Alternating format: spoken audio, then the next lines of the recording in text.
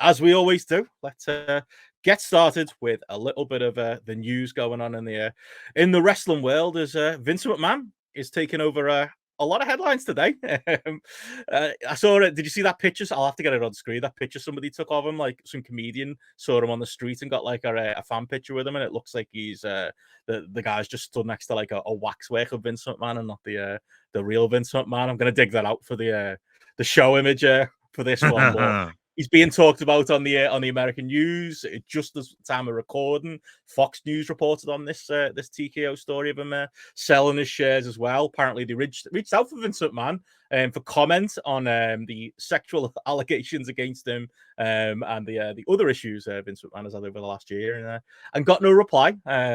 So yeah, that sounds a bit like Vince McMahon. But the reason his name is currently trending isn't that stuff. It's that he's sold a fuckload of his shares. It's approximately 28 million of his Class A common stock that he sold, which represents 30% of his shares. So we're at 713 million. Brandon Thurston and John Pollock have been right on it. As Brandon said, Ari Emanuel named the market's anticipation that Vince would use his stock selling rights among reasons that TKO shares were down. They're down even further today as a result of this, because again, Vince McMahon has sold all the shares, and the market has reacted. But yeah, apparently it's dropped 5% as of closing bell on a Thursday, and I believe it's we'll get a live look in a minute. JP continuing to fall today. Still owns a shitload of stock, JP, but yeah. Do you see anything to this? Do you think it's hard to kind of analyze the motives behind it? Is Grandad getting out? It's very, I've saw Brandon explain, it's very different than when he had WWE shares, because when he had WWE shares, that was tied to his voting power, and he had like a certain class of stock, didn't he, that meant that, you know, even though he was a minority shareholder, he still had more of the voting power. None of that is true at this point. It's a very kind of different landscape, but still quite a lot for him to go. Brandon Thurston's explained it for the layman's like us there, that before this, Vince had 16.4% of TKO's ownership. Now he's down to 11.6 via that pretty picture that Brandon has provided. What do you reckon, JP? Read anything into it? Something going on? Yeah, odd one. It is an odd one. I mean, partly, I don't know whether or not this is a response to the realization he doesn't have the power. So he has the money. So he might as well cash out because he doesn't have that kind of power. Also to the rather public assertion from Ari Emanuel that the Vince McMahon name itself can cause like issues that can cause the stock to drop as well at the same time. I think there's very much, you know, it's been made very, very clear that Vince is like, you know, that he's not in control. That's definitely not to be the case. I heard some people say as well, I mean, the other thing that could affect TKO stock, because I think there was something about like, you know, it was undervalued currently, but it was the idea that there's an antitrust lawsuit from several ex-UFC fighters, I think headed up by Kung Lee, John Fitch and the like, saying effectively that they had market dominance, and so they'd kind of blackballed certain people out of it, so they weren't able to make as much as they could have done. And I think that's whether or not I don't see Vince being so aware of that lawsuit that he would think that would somehow play a part into it. But I think if I was going to just hazard a guess of what he thinks, I think it's just the realization he's not in control. So he has this power, he has these shares, but really, what can he do with them? Because he doesn't, like you say, it's not like WWE stock where even though he only had like 30% of the shares, I think at one point he had like 80% of the voting power. So that's what he had. That was the big kind of leverage that he always had with it. So, I mean, I'm not a businessman in there. The only like Class A stuff I'm really aware of is what Jim Mitchell's up to behind me, as much more of which are none. But yeah, it feels like this is him getting out of the business, out of wrestling as much as anything else.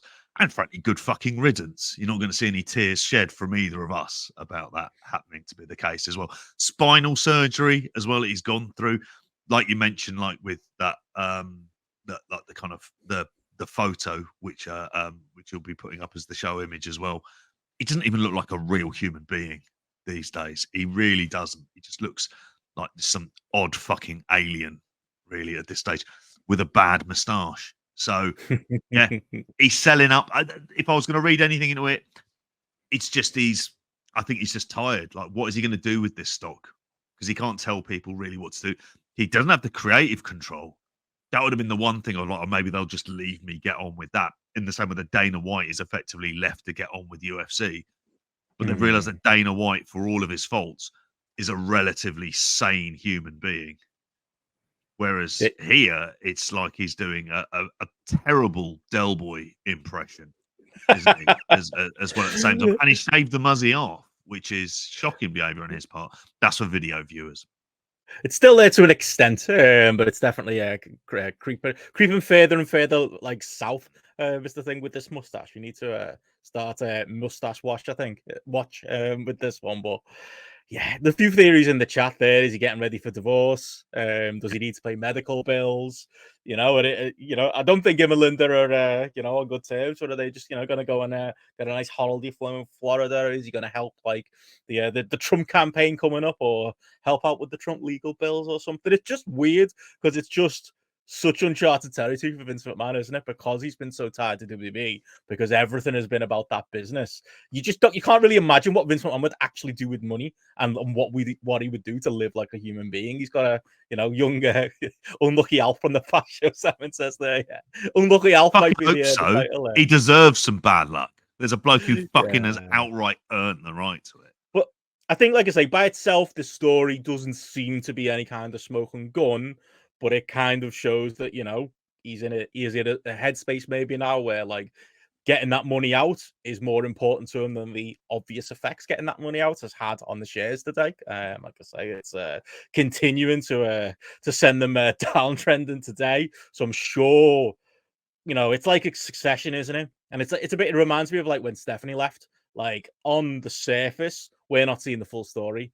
Stephanie left, and it's like, oh, my dad's going to be great. I had a great time in WWE and goodbye. And it's like, there's probably a full season of Succession that it explains, like, the balance of power that shifted that led to that decision. I'm sure there's an entire fucking series of Succession that's going on between, this seems like maybe passive aggressive war between Ari Emanuel reading into the comments he's put in the press, and Vince, and maybe Vince not having the power that maybe he might have thought of going into this. I'm sure there's a story there, and I'm sure Vince's willingness to do stuff like this is probably adding on to that pile. But it just says more and more he's edging out, and good riddance. Like, good riddance. Yeah. I think we're starting to breathe that sigh of relief that no, he really is gone, and we really can mostly move on with our lives, except for the odd time like this that he appears in the news.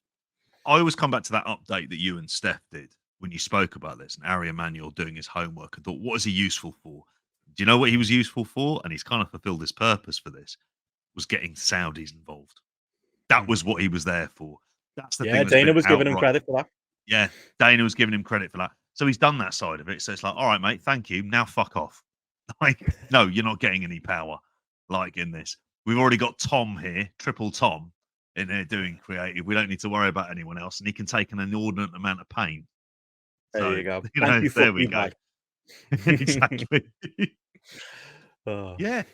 Well, moving on from there, we've had another kind of curveball story, all involving a network that I don't know you've got access to that I haven't. We'll have to do SWAT up on it on the CW network.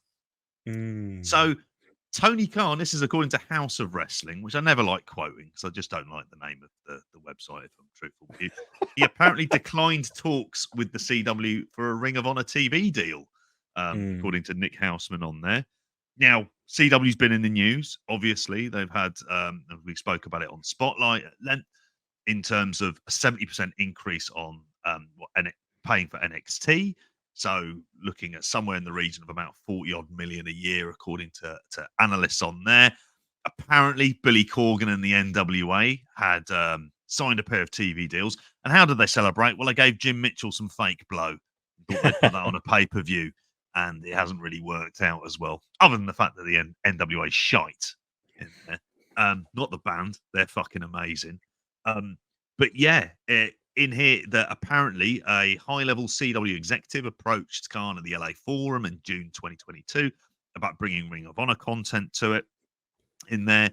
He didn't want to talk about it simply because until the AEW TV rights are in play, which is going to be in 2024, coming up very, very soon, and that by waiting, he'll have more options and leverage in the marketplace there as well. Now, you would have to imagine that's not going to be happening. Although, an interesting note in all of this, and this is what, we've heard some, and this is a slight aside to it, that the NWA deals might just be online only.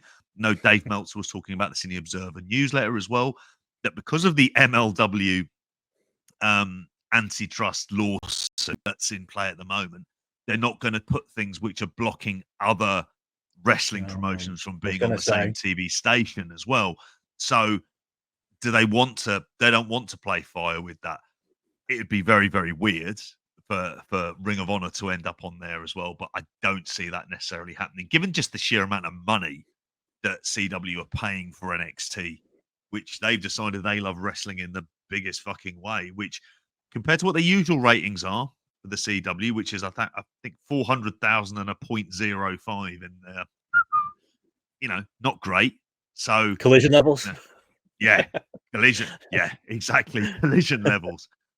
Bad Rampage week levels. Yeah. In there. Well, So I think it shows, doesn't it, that like obviously CW were interested before these news stories hit, so they've been after a wrestling property for a while, and that's probably why Billy Corgan thought he was quids in, using his using his wedding tape as leverage to get the big deal was the plan. But I mean, that kind of shows you that you're trying to flog something that really isn't that interested in NWA. But yeah, it shows they're doing the due diligence. I'm sure there's probably an MLW conversation in there somewhere. Court got in the room Dave at one point. Marquez, wasn't yeah, it? oh yeah, oh Dave Marquez. Yeah, well there you go. That's the connection there. Although I was going to say, if they were going to look to buy someone these days, and it sounds incredible to say it in some ways, TNA. CW were going to sign up. If you were going to sign up a sort of television-ready product that wasn't WWE related, and don't get me wrong, I think NXT is probably a smart play for them for what their expectations are, then I would say TNA, partly because you can get it that bit cheaper as well. And at the same time, like it's something they can go with, and there's a big back catalogue and everything else there as well, rather than like an NWA, which is fraught with issues, certainly from a creative perspective. Well, if you're not sure about that, video viewers can see what the issue is. Yeah, I mean, on that element of the story, like I think mostly it's just like I say, my first instinct would be like, oh well, that's the end for NWA. But if WWE are gonna have to try and play nice, we'll see, how that story goes. On the ROH side, I think it's it's easy for us to say, and I'll probably say it in about 10 minutes when we go through the ROH results. Why the fuck does this exist? It's easier for us to get wound up by the the ROH stuff on AEW TV and the fact that it's a dead brand that just serves no purpose, and all of those criticisms I think are valid. They haven't carved out a proper niche for ROH. They haven't defined a real purpose for its existence on screen, at least. But behind the scenes, clearly what's happening here is, Tony Khan probably could have made the deal by now, which is interesting, or even if it was a deal like this, that's something. But secondly, obviously extremely loyal to his network, wants to use it as, maybe not leverage, but part of like, the upcoming negotiations for them as well. It kind of shows you why, at least from a business point of view, ROH continues to exist. It's like NXT. Like NXT felt like it lived out, once they moved over to NXT 2.0, felt like its purpose was lived at that point and it was done. But later to find out, well, they kept going, and, depending on the numbers that you believe, they've got to deal with upwards of 200 million for it. That's what Tony Khan is seeing from a business point of view. He has done absolutely not enough from a creative point of view to justify its existence. But I think I might go a little less hard on it now, kind of knowing the interest is there, and maybe seeing in a bit more black and white what the clear players with this. I think, and I think the key point in so much of this as well is about how valuable wrestling is in a TV landscape, which they're looking for what is seen as DVR-proof programming. Basically, the programming that people aren't going to necessarily avoid, that's going to get a younger demo. And at the moment, wrestling is kind of that flavor of the week, where it's a lot cheaper than real sports, so you don't have to kind of like deal with it from a financial perspective. And there's all various issues about what's going to go on with the NBA, where that ends up. there's a knock-on effect of what's going to happen for AEW and even for WWE in terms of Raw as well, and where that can possibly end up as well at the same time. But I think it is interesting that these networks are kind of actively going after certain products as well. Like I say, it suggests to me that somebody will take a punt on Ring of Honor. If they're going to do this for NXT, then I don't see why they wouldn't for Ring of Honor if it's going to be considerably cheaper. If it's going to be like, say, 10 to 15 million a year, then it'll be like, well, okay, I think they'll still take it. There's still some value in it, whether it will cover the costs. Did you hear Brandon Thurston this week? He was talking about AEW, and he was saying that, like, he's getting a lot of shout outs today, but he was saying, like, that he, in his opinion, he doesn't think AEW is profitable right now. Like, he was crunching the numbers and going, once you add, you know, the high wage bill and all of those things, you know, HR stuff, travel, all of that, they're probably not. And it'll depend on what this TV deal is when they finally will be. And that's, you know, people overreacted to that not even news, that comment, because as I think Rovert said on Twitter today, every sports franchise that you watch is running in the red right now. Look at our own football teams. Look at most leagues. Look at most streaming services. Lots of big businesses. It's not unusual, you know, the players long term and the players TV rights, and that just adds to it. That's another thing that if they can make a few million from it to justify its existence and make a little bit of profit on it and have an extra property, that's absolutely worth it. But just as the chat's saying, as Simon says there, you know, like the big thing about it is, it also needs to be watchable, and there needs to be a reason for people to watch it. And what they could learn from NXT, as much as NXT might not even be for us in 2023, the improvement that brand has made over the last year or so, and you know, at least it has a reason that it exists and a particular style to it. Again, even if it's not to our tastes, that means there are people that it pulls in. There is a younger demographic now getting pulled into NXT. ROH, it's not like they're going for a younger demographic, not like they're going for a specific hardcore demographic. It's just more AEW. If anything, they're going for the sicko demographic, which really isn't that big. Like, if this is the long-term business play, the creative needs to get in line, but we're gonna have a lot to say as we go on. So yeah, we'll keep an eye on that story. But moving on, a few quick notes. I think we can fly through before we get to the TV reports. JP, one that I thought was a little bit eye opening.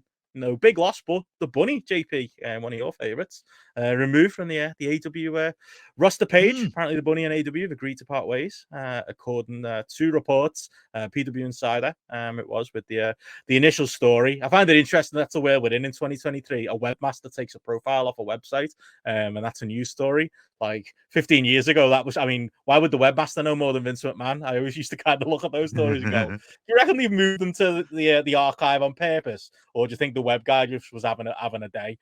You can read a bit more into it these days, because obviously there's, you know, a bit of reporting going behind the scenes too, and there's a reason they've done it. But apparently, yeah, last wrestle for AW and on Rampage in September. Spent some time on the shelf, as the F4W report says here. Obviously, was known as Ali in Impact Wrestling. Further reports have come out today, JP, saying that apparently she was, you know, came to a loggerheads with AEW, and they ended up just deciding on both sides it was right to part ways. And yeah, is it a gigantic loss, JP? Obviously there were a couple of she was known for those ironic big ratings wins, particularly when Rampage tied Roman Reigns led the segment when SmackDown was on FS1, but a lot of that was tongue-in-cheek. But I'd say there was something there. But is this just a sign of a healthy roster? I think this is the sign of a healthy roster. Like, it's not necessarily a slight on her. Not a healthy book roster, but a healthy roster. Exactly. They need in some ways they need to get rid of a few people. This is someone who, if it's not working out, they don't want to be there, let them go. There's other places within wrestling that they can end up. And if she's any good, then they'll always end up hiring her back. That's the way that sort of it tends to be. So I wouldn't be particularly worried necessarily for that to be the case. The cowboy hat lads, on the other hand, will be very, very sad. So, little in joke there. Another funny note from AEW as well was Metalik versus Commander was planned for Rampage, but it was pulled from the October 20th edition when Metalik was unwilling to lose the match. So it got scrapped from the show on there. Well, they've clearly come there to watch him wrestle on there. This was in Dave Meltzer's Wrestling Observer. He still worked Collision a few days later, but that can't have helped his standing here. No shit, Dave. And I don't think he'd be exactly greatly missed as well. Because he's someone who I would also add him to the category of, do you need him? No. Right. Well, cut This loose is then. This is the thing, though. I'm of the long-standing belief. JP is a long-term low-key fan. I want more wrestlers like this. I want more Bret Harts. I want more Shawn Michaels. I want more, people to take these wins and losses seriously. We need less road dogs in the world. See that fucking idiot's comment this week, apparently saying that Oh, he doesn't get Orange Cassidy. 2, he never got CM Punk. Add that to the list with I don't get wins and losses. He's a fucking moron. Is road dog. to quote Steph Chase, this is not Steph McMahon, although Steph McMahon should have been thinking this. Why the fuck is he employed? Like, really? He knows Triple H, and that's pretty much it. He knows where the bodies are buried. Although I would say those shoot interviews him and Cute Kip Sop did back in the day should have been enough to never get them back in WWE. Monty. But, oh well. But like genuinely, like I would. The line I was going down there got lost in just burying Road Dogg. Is that I think wins and losses do matter, and I think it's healthy, not healthy for wrestlers to care that this much. It's very lucha for this to happen, and I'm guessing it's more lucha politics that are at play here, and some kind of gripe of something that's happened in Mexico. But like, it does it's not a big story, but it shines a light on the disposable nature of these types of matches to just get thrown on Rampage. And it's like, oh yeah, you're going over and you're going to lose. It's like, I don't think much thought is really put into it. And like, he's probably thinking that, well, no, what is this what you've got for me? Well, no, you know what I mean? It's like, it tells you something about kind of what's going on there. And if I was him, I'd probably be like, yeah, coming into work a Rampage and get jobbed out. No thanks. And give me something proper. But who knows what the real beef is. I think when you said lucha politics, the impression I get is Metalik CMLL Commanders AAA. And that's where all of this kind of lies. It's stuff that's relevant, really, in Mexico. And like you mentioned, all this time, putting a match together between them on there, basically for shits and giggles, to kind of, for the sicko hour. It's going to end up having like sort of small ripples. But then the big question is you haven't got Metalik under a contract, so why do you fucking need him? Then in that case, this is add this to the situations that don't need to happen. And another thing that's not going to be happening, and this is from Warner Brothers involving John Cena, they've shelved the Coyote versus Acme film that's going to be starring there as well. This is a film that costs 72 million to produce, and it's going to never be released. And this why does that keep happening? Explain it to me. What's going on in Hollywood right now? Like, why is it tax write-offs? Like, what the fuck? Yeah, it was well reviewed as well, wasn't it? Yeah. I think for this one, it wasn't given like a kind of a great direction. They thought they weren't going to be able to make the money back on it. And effectively, if you think of the budget as being 72 million, you're going to spend that and then some on just advertising and marketing. So, and then you've got distribution costs, and then you've got to cut the costs in the cinemas as well. So the cinema gets some of the money. So is this going to make its money back? Or do you just cut your losses now, effectively put it in as a big tax write-off, get 30 odd million back, and then you move on? They did it with Batgirl. That cost 90 million. And Scoob Holiday Haunt films that cost 40 million as well. So, and I think for Cena, if it's not going to be a hit, in many ways, people will never know that this film existed as well. I'm just more intrigued. Would it not be animated? When you say Coyote versus Acme, I'm thinking of a Wile E. Coyote film. So why is John Cena in it? But there you go. Maybe it's a live action Wile E. Coyote. I think they were going for like a Bugs Bunny kind of feel from like the little reviews I saw. So they were going for like that type of like, animation meets reality type of thing. But genuinely, like everything I've read about it's been like, this is amazing. All the critics thought it was going to be great. It tested well as well. Yeah, madness really. Maybe it'll get sold on. Maybe it'll still see the light of day in some form. Just quickly on a related note, just quickly. Apparently Cena's undergone surgery. He did say on his Twitter today. He didn't say exactly why. One arm got fixed. and headed for therapy and 1 arm to go. Thank you again, and see you for the next one. In related news, the actors' strike is over, JP. So yeah, Yes. don't think we're. I think it was probably time for John to go away and get that surgery, and probably time for him to go away in general from wrestling until probably WrestleMania season. I'm sure we'll see him again then. And then yeah, the last quick news note, and we'll go into this in a bit more detail, was AW Dynamite ratings averaged 804,000 viewers on TBS, down 3.4% from last week. Fifth lowest total audience of 2023. Was big counter programming with 2 NBA games and NBA rated programming on ESPN. So not a gigantic story, but we'll be delving into that one a bit more when we get into the full review, JP. But yeah, with that said, what has been going on in the old wrestling world on TV over the last couple of days?